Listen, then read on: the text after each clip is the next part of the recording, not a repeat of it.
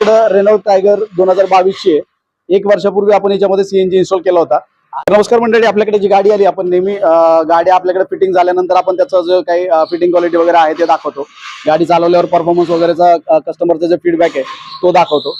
आज गाडी आपण आली आपल्याकडे रेनॉल्ड टायगर 2022 एक वर्षापूर्वी आपण याच्यामध्ये सीएनजी इन्स्टॉल केला होता आणि एक वर्षानंतर सर आपल्याकडं आज जे आले ते सहज म्हणजे इन्स्पेक्शन करायला की बाबा गाडी कशी त्याचं फिटिंग वगैरे व्यवस्थित आहे का ते बघा असं दाखवायला म्हणून आलेत.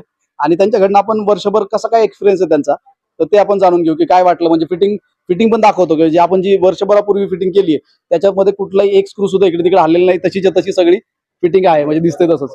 तर मला सांगा आता की एक वर्षापूर्वी आपण फिटिंग केली तेव्हा तुमचा जो एक्सपिरियन्स होता आणि परफॉर्मन्स वगैरे आणि फिटिंग क्वालिटी तसंच आहे का आता पण? क्वालिटी तर एक नंबरच आहे साहेबांची, कारण त्या क्वालिटी बघूनच मी यांच्याकडे आलो होतो. आणि फिटिंग जबरदस्त आहे, ते काय एकदम टेक्निकल पद्धतीने ते फिटिंग करतात. म्हणजे मी पूर्णपणे 1.5 दिवस ऑब्झर्व केलं होतं. म्हणजे एकदम परफेक्ट भाऊ. आता याच्या व्यतिरिक्त काही कुठली संज्ञा देऊ शकत नाही आपण. परफेक्टनेस पण जो पण त्यांचं स्वतःचं समाधान होत नाही तो पण ते त्याचं जे बेनिफिट आहे ते आपल्याला दिसतंय का? म्हणजे एक हो, वर्षानंतर दिसतंय. मला पूर्णपणे 0 प्रॉब्लेम आहे गाडीचा. तर मी जवळजवळ 15,000 किलोमीटर वापरले 13-14 महिन्यात. मला 0 प्रॉब्लेम आहे.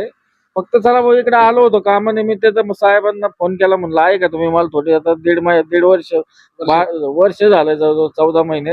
एक चला ऑब्झर्वेशन करून घ्यावं त्यांच्या हाताने थोडंफार, म्हणून या हिशोबाने आलो. तर मला पूर्णपणे 0 प्रॉब्लेम आलेला आहे. सेम इंजिन आहे आणि गाडीचं वजन जे आहे ते जास्त आहे.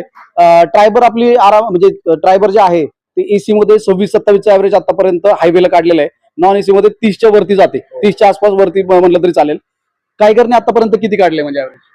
जनरली 23 ते 24 हायवेला ऍव्हरेज देते आणि माझ्या मते खूप चांगलं आहे. कारण पेट्रोलवर मला हायवेला एवढं ऍव्हरेज म्हणजे कधीच मिळालं नव्हतं. त्यामुळेच मी तो निर्णय घेतला होता की सीएनजी करायचे. आणि साहेबांचा नंबर भेटला, व्हिडिओ बघितले, योगायोगाने ते म्हणजे मी पूर्णपणे समाधानी आहे बघ की साहेबांकडे किट बसवली तर पूर्णपणे समाधानी आहे. मला काही 0 अडचण आलेली आहे.